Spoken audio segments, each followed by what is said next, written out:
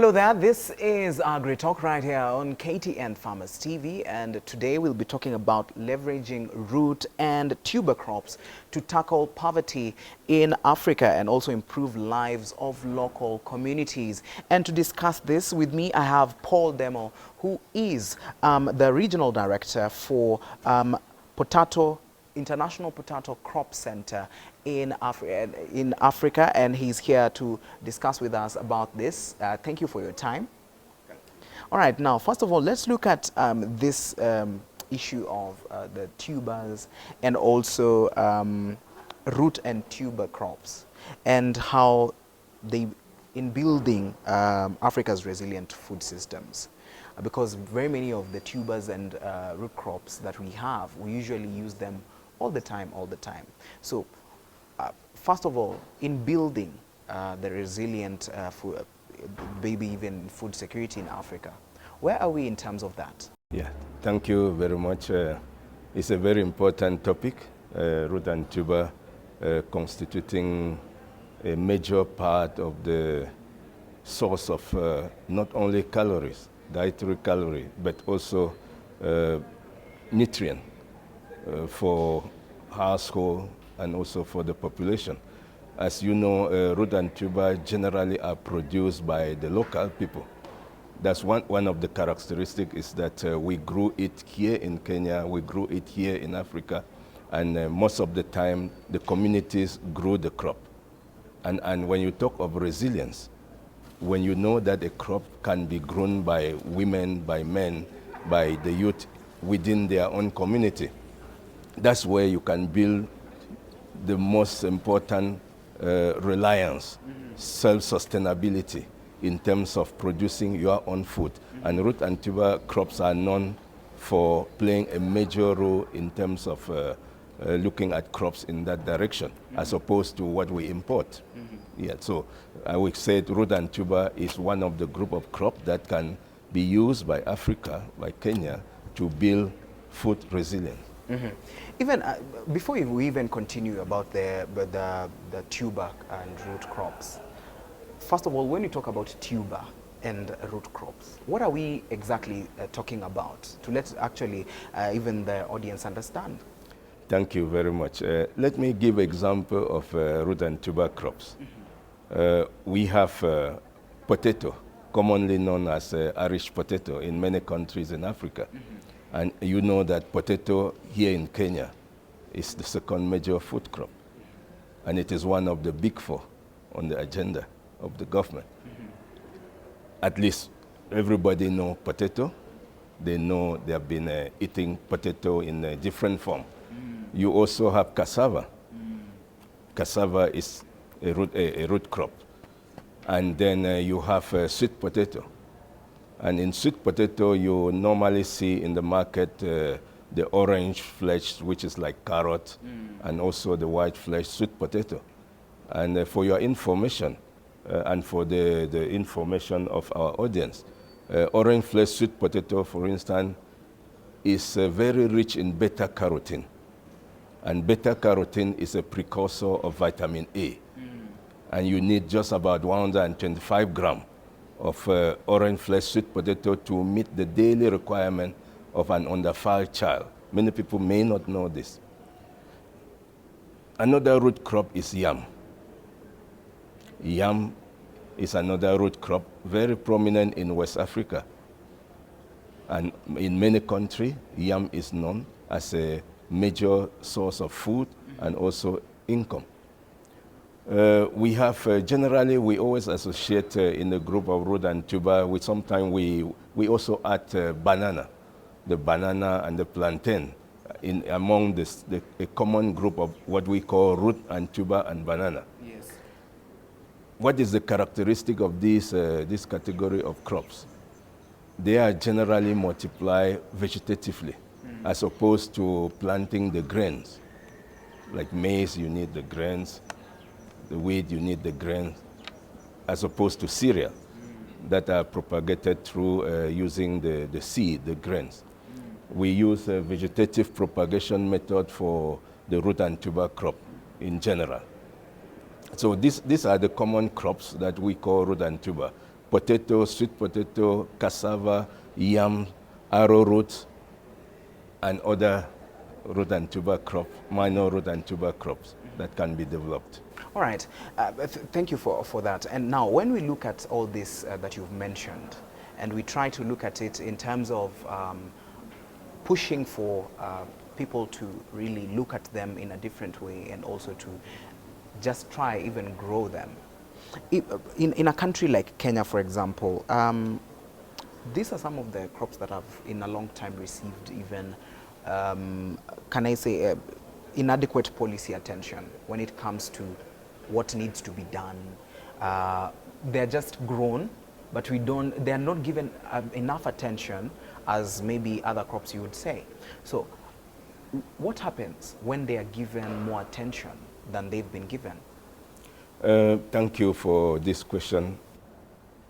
I think one of the reasons for us being here is to raise awareness on the importance of root and tuber, the role that root and tuber crops can play in food security, in nutrition security, in terms of job creation, value addition, improving livelihood of the communities, improving the health of the society.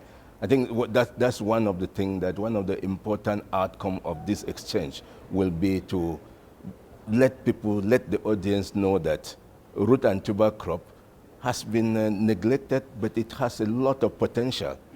Not only in terms of building the resilience, as we have said, in terms of food security, but also in terms of developing the value chain in a way that we can create jobs around root and tuber. We can add value. We can use root and tuber products to produce, we can produce different type of products. Many people may not know that as we are talking, the work that we have been doing with our research organization together with stakeholders in different countries, we have been going beyond the production to also include the value addition, the post-harvest component of it. We just inaugurated, at the end of last month, we inaugurated one factory here in Kenya, in Machakos, in Yatta, precisely. A company called B&B Limited that has just installed a facility to be able to produce what we call the puree of orange flesh sweet potato and package it in an aseptic way, in a way that you can keep it for up to a year. Because this is a breakthrough. Before we were saying, how do we keep root and tuber? If you process it, there was a big challenge in terms of how do I keep it if I make the puree of sweet potato, which is used as ingredient in different products like bread, like other things like cake, and so on. The challenge was, how can we keep it? Now that we have this factory that is up running in Kenya, this opened up an opportunity to really reduce the post-harvest losses of farmers that are producing orange flesh sweet potato. They can now supply to this factory that will produce puree. If puree can stay for up to a year without any problem, it means it can be supplied to different bakeries, different businesses that will be making use of puree. It's being used in chapati, it's being used for bread, it's being used for cake, and this will increase the profile of a crop like sweet potato. I'm just using sweet potato as an example. Yes. If you take cassava, the same thing. Several products are being made out of it, but we have not developed it up to the potential. Let me use this opportunity to say that it is important that we are aware of the huge potential that these root and tuber crops can bring, not only for the subsistence, food security for subsistence, but also, as I've said, in terms of nutrition, in terms of income, in terms of employment creation, in a way that you look at other major crops. Wheat, we are importing wheat from outside of Africa in large quantity. The proportion we produce here is not as big. But now when I'm telling you that we can use sweet potato, for instance, to substitute wheat flour to the tune of 40, 50, 60% in different products we make. Imagine what it can represent if we have policy measure that can encourage this, support farmers to produce, give incentive to private sector to be able to create enterprises to absorb this produce. Imagine what it can create. If you talk of substituting just say 40%, even 30%, imagine the amount of import substitution that we will be able to create and the forex gain that saving that we will be creating because we are exporting a lot of forex in terms of importing food that we could produce most of it here.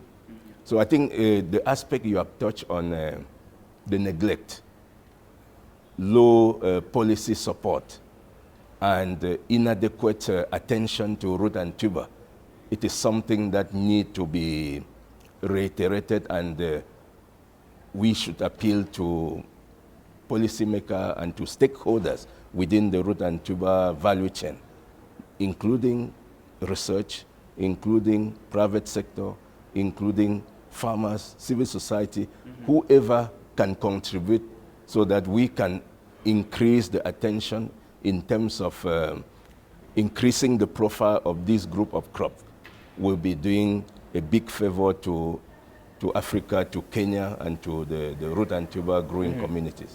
All right, and also speaking about whatever you've touched on, and basically the value chain. When you look at the value chain of root and tuber crops, especially for the sweet potato that you've spoken about, is it that there's something that we are missing along the value chain in order for us not, what do we really need to look at that we are missing around the value chain of root and tuber crops?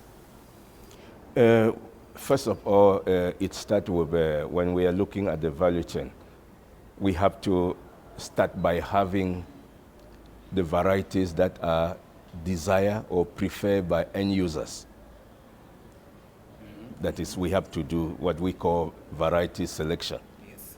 And for your information, the work that has been done by the CIJA centers in collaboration with CALRO and with other national research organizations around Africa has resulted in the selection and the identification of many varieties that have been selected in participatory way with farmers and with other stakeholders. And that's why I'm talking of some of them that are now being used in terms of value addition.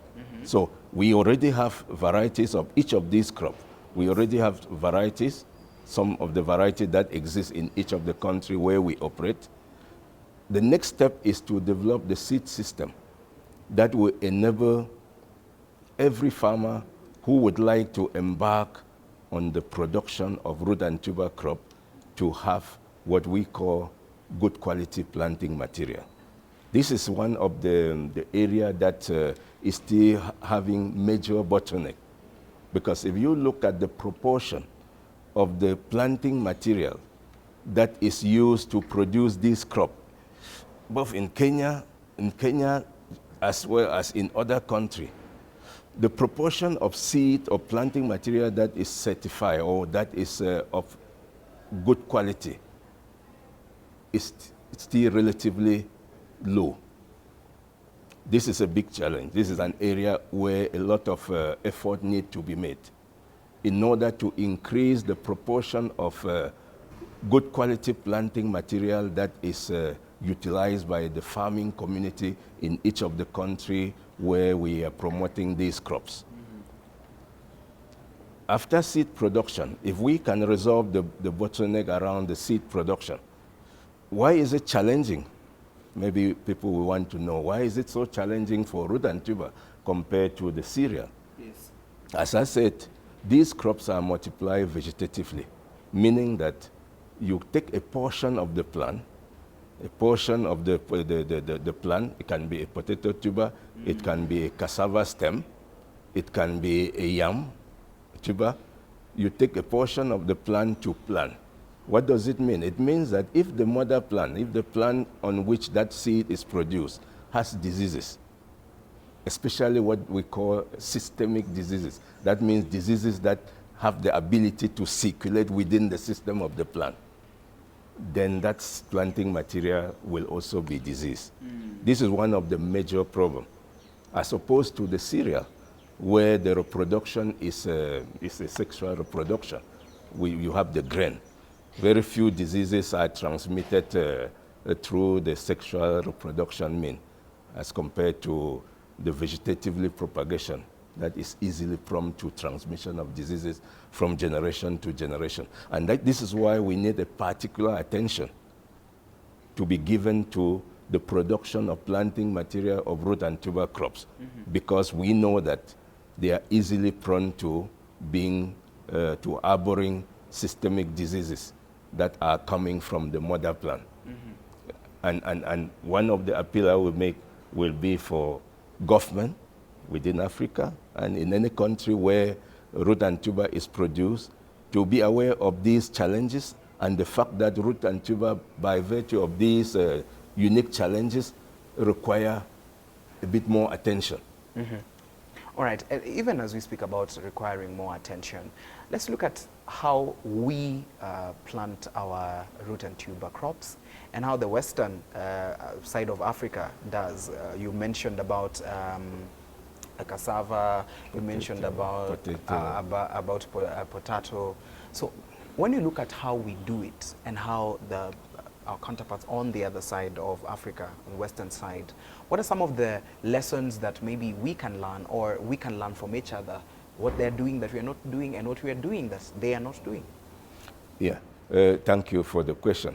If I take the case of potato, which is grown in many Western countries and also grown in Africa, if you look at the seed production sector, you will see that what is planted there comes from the certified seed system.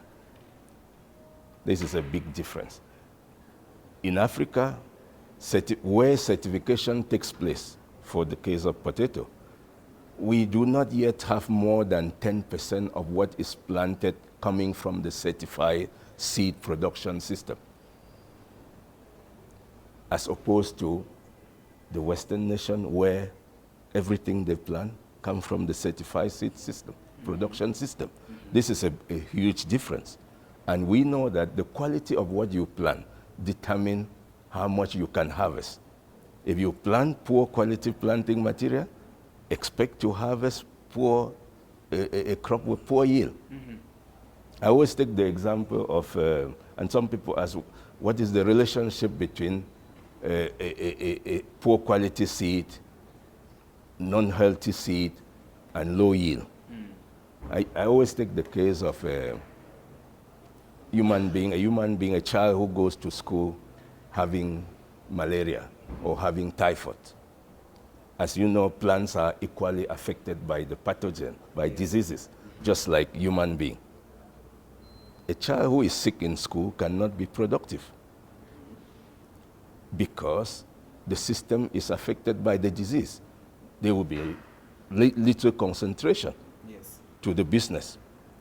A plant that is sick also has its own system disrupted, and the mechanism to produce food, which is the result of photosynthesis, will also be affected. So the total harvest will be affected negatively when the seed is sick, and it will result in a plant that is also diseased, and it will result in a plant that cannot physiologically perform to the optimum.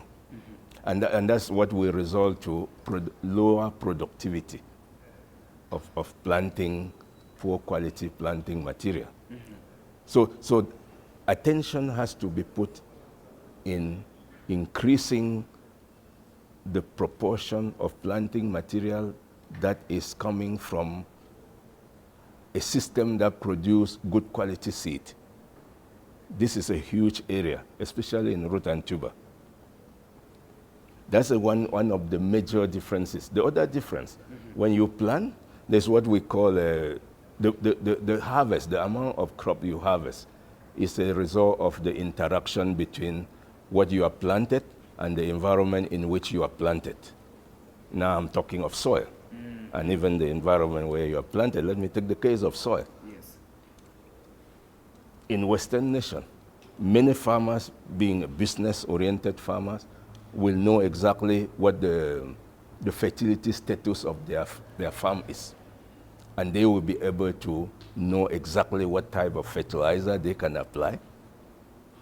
They will know that each season when you harvest, that harvest is taking away some of your fertilizer from the soil because the plant is nourished with the fertilizer. Yes. And they do all these calculations, all the testing of the soil and trying to fit the plant with what the plant needs to be able to produce higher yield. Because having the good variety and good seed is not enough. You still have to give food to that plant. You have to feed the crop. And it is with fertilizer, with fertile soil. And if the soil lacks something, you have to be able to bring it. So this is one of the areas that we in this part of the world, I would say we are not yet doing well. And somebody made a comment in one of the meetings I attended that said, hungry soil cannot give you what you want because the soil itself is hungry. So if you don't bring fertilizer, if you don't bring the nutrient that the soil needs, and you expect that soil to be able to give you a high productivity from a soil that is itself hungry, you are demanding too much.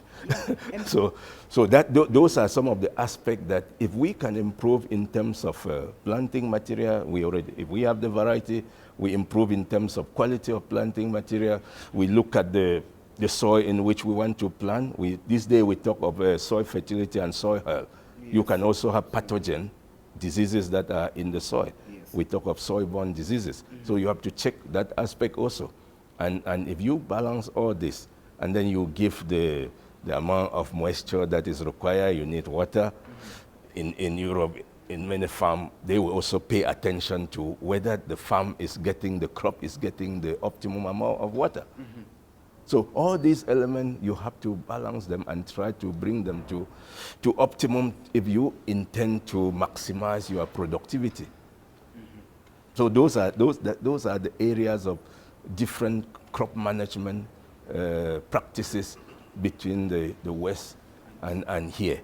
We don't give attention, the same level of attention to each of those aspects or those agronomic practices area that need attention. And you will see that it is a set of several things that have to be done in a coordinated way and giving all what it requires at the same time to be able to achieve a given result. All right, very well said, but we have to go for a short break. And when we come back, Mr. Paul is going to be explaining to us the partnership that they have in the 19th International Triennial Symposium of the International Society for Tropical Root Crops. And he was telling me it's one of the first one in Africa. Being held in Africa? It is being held in Africa, yes. In Kenya, yes. This one. It is every 3 years event, but it rotates around the world. It's the first one in Africa and it's being held. Not the first one in Africa, okay. But this time it is in Kenya. All right, so this time is being held in Kenya, and we are going to be talking about that and looking at what this will be covering as we look at the root and tuber crops and how it can be able to come in and even close the gap of poor and the less fortunate societies in Africa. All right, we are going to go for a short break. We'll be right back with Paul and we'll be discussing more about this.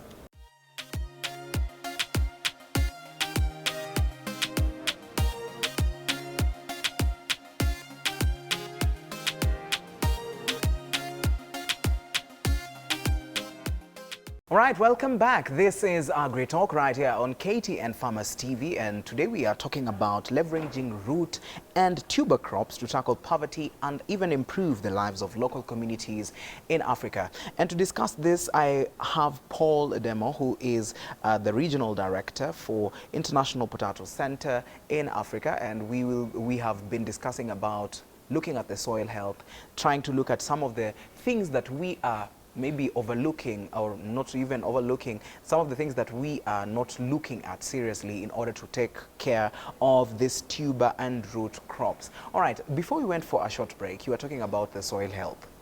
And we you also touched on what we need to do in order to make sure that at least we look at this in the right way, even as the Western side. All right, so let's move on and look at the 19th International Triennial Symposium that will be happening in a couple of days to come. Yeah.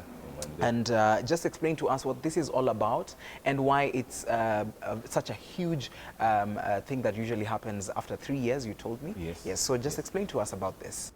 Yes, the International Society for Tropical Root Crop is a society that has membership made of people who are working, doing research on root and tuber crops, and also actors who are working on the value chains of root and tuber crops. Yes.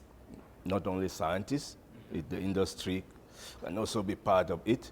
And the main objective of organizing these triennial conferences is to be able to exchange knowledge. After doing research for a period of 3 years, it is important to come together to share the results. As you were saying, how do we do to improve productivity, to improve on what we do? One of the ways will be to use innovative techniques to improve on what we do. And when we talk of agricultural research and the conference bringing scientists and people in the industry to come and present their work, it is the work that they have done trying to look for a solution to one or the other problem faced by one or the other root and tuber along the value chain.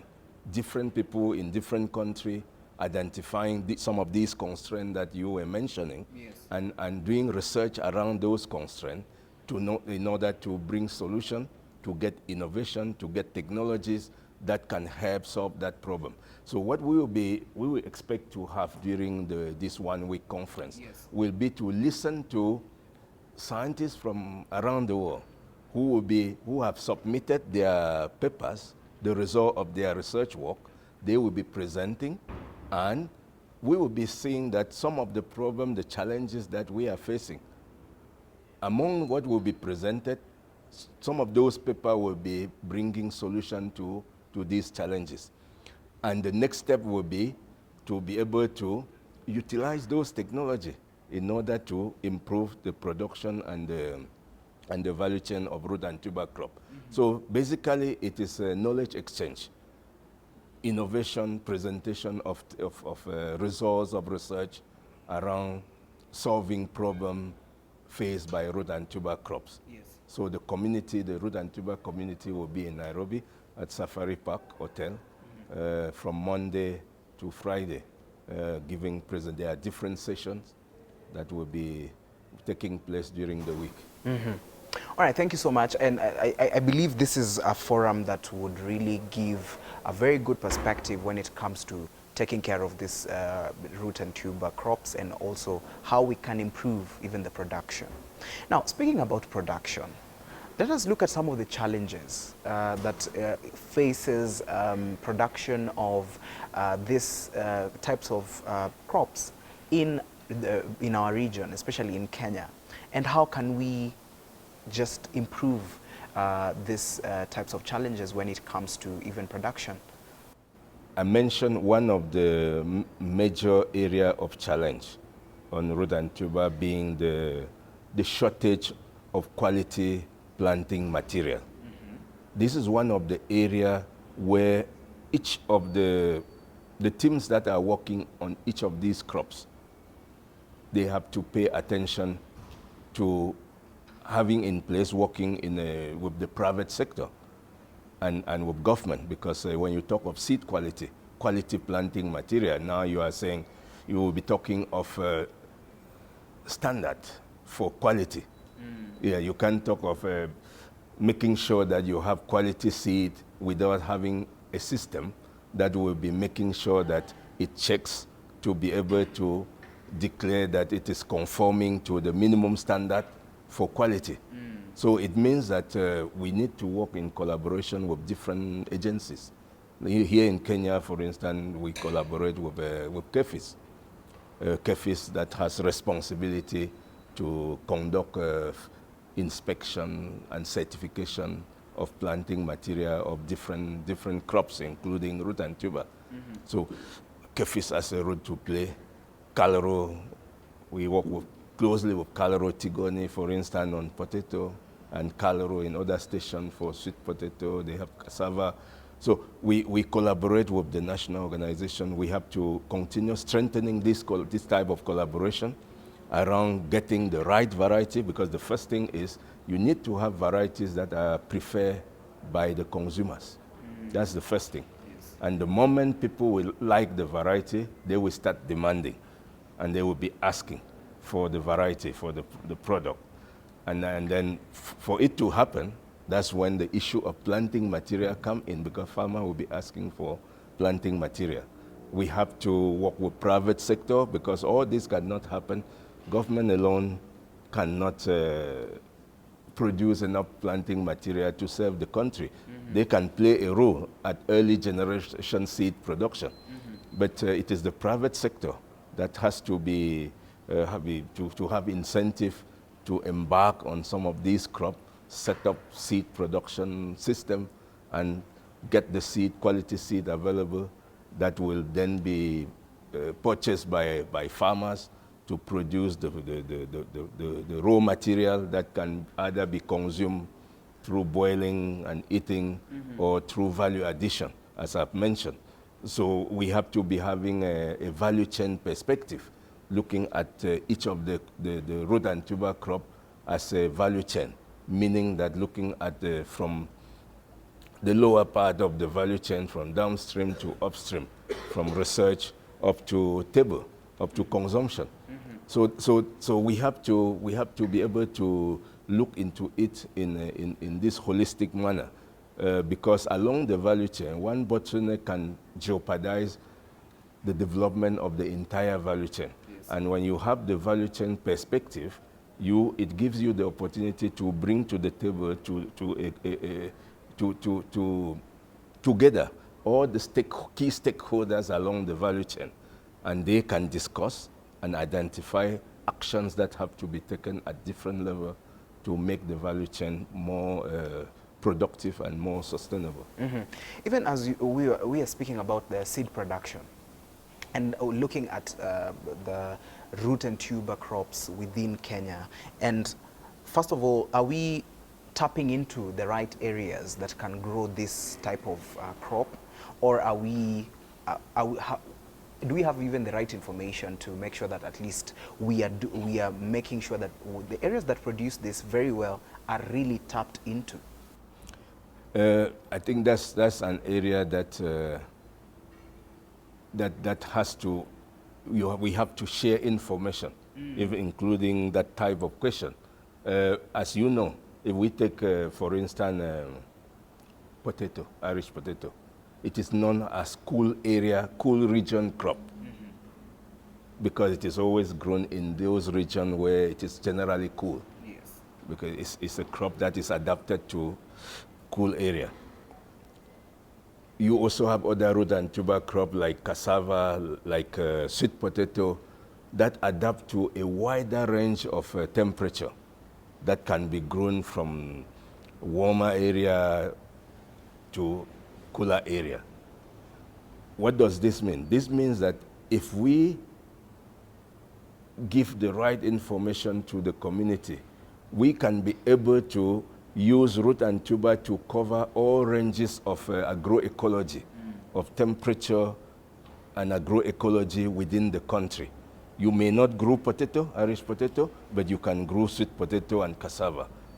You may not grow cassava, but you can grow your Irish potato. So we need to be able to share that type of information and also inform people on where each of these crop can best be produced in each of the country where we work. I know that farmers in different community, sometimes by default they know, by trying, they know already that potato is okay here. Yes. If we grow another crop here, it may not. But for the youth who want to venture into farming, they need to have the information. Yes. They may be planning to embark on production in an area that may not be very appropriate for the crop they are planning to embark on. And so the sharing of information on the areas that are more appropriate for different root and tuber crop is important, is an area to be considered. Yes. For sharing of information. Yes. Also, even as we look at now sharing of information and trying to also look at now, we have drought in the country. How does this kind of crops come in to at least save the situation? And first of all, can they even save the situation when it comes to now ASAL regions and areas that have shortage of food? Yeah, thank you. Very important question. As you know, root and tuber crops are generally known to be one group of crops that is one of the most adapted to climate variability, climate change. Yes. Why is it so? It is because they are generally more tolerant to drought relatively compared to the cereals, to the other category of food crop, like the cereal. You will see that if you have visited some community where they grew crops like cassava or sweet potato, you will see that the crop survives beyond the rainy season. That is, the rainy season has ended, but the crop can still survive in the field for some time. And this is just because the crop has that ability to use moisture, to more efficient in using reduced level of water. They are more tolerant to drought than other category of crop. And I think this is where root and tuber the importance of root and tuber is increasing. We are observing an increase in the importance of root and tuber in terms of volume of production and in terms of area cultivated and the production that is taking place in many countries where root and tuber is produced, because it is considered, when there is a climate shock, as a refuge where you can run to. When you have a complete crop failure, for instance, for cereal, then you will hardly have complete crop failure for a crop like sweet potato. So communities are aware of this, and that's why these root and tuber crops that are generally considered as orphan crops are very much demanded when there are problems. When there's climate shock problem, then that's when we receive a lot of requests from government, from development partners, when there is a disaster. And that just explain why. Why are they running to root and tuber to ask for root and tuber planting material when there is a shock, climate shock? It is because of the nature of the crop. But the question we always ask is, should we wait until we have a shock before we know that this crop should have been taken care of in preparedness in such a way that if there is a problem, we already have planting material in place? This is one of the big challenges, because even though it is known that this group of crop is very resilient to climate variability, still not enough effort is being put for readiness, for resilience, to make the crop, to make the production system of this crop being able to step in a fast way, very fast when there is a problem. Because you need a number of months. If there is a disaster and a community need planting material of cassava or potato or sweet potato, you still need at least a season to be able to produce planting material to supply. Why can we not be ready at all time by developing the crop in a way that we can step in anytime? These are some of the questions that need to be answered. Okay.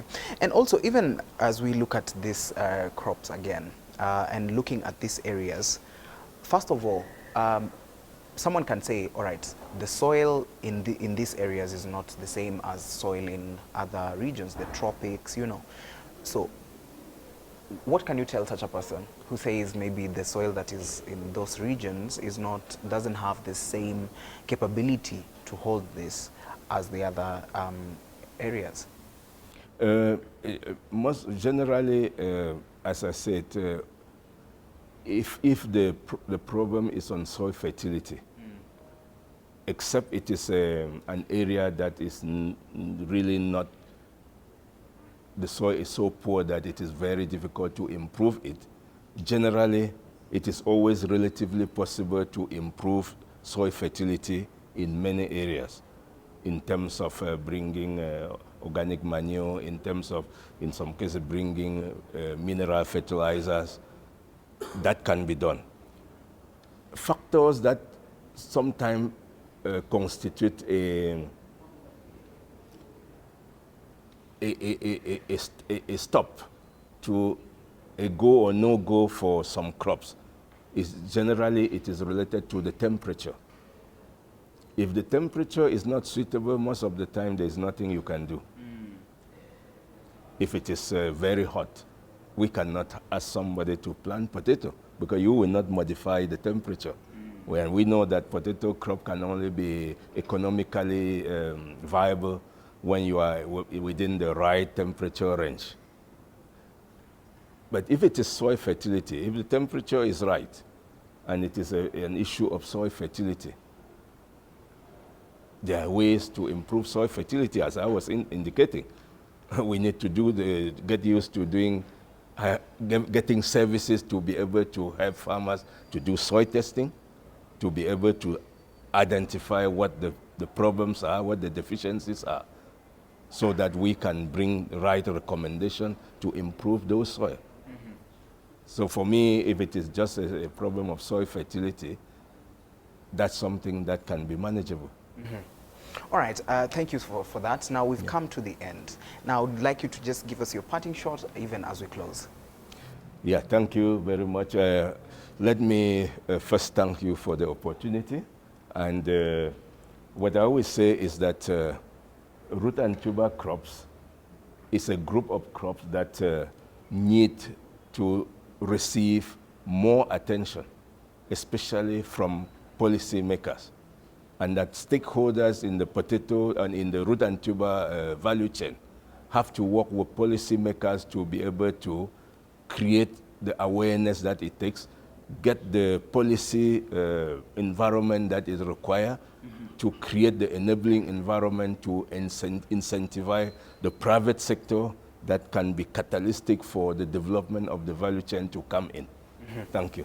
All right, thank you so much for joining us today. That is Paul Demo, who is the Regional Director for International Potato Center and in Africa. And he's been here speaking to us about how we can embrace root and tuber crops in our country and even the whole of Africa in order for us to even improve food security. All right, my name is Kelvin Nyakundi. We've come to the end of AgriTalk. Let's meet next time, same place, right here on KTN Farmers TV.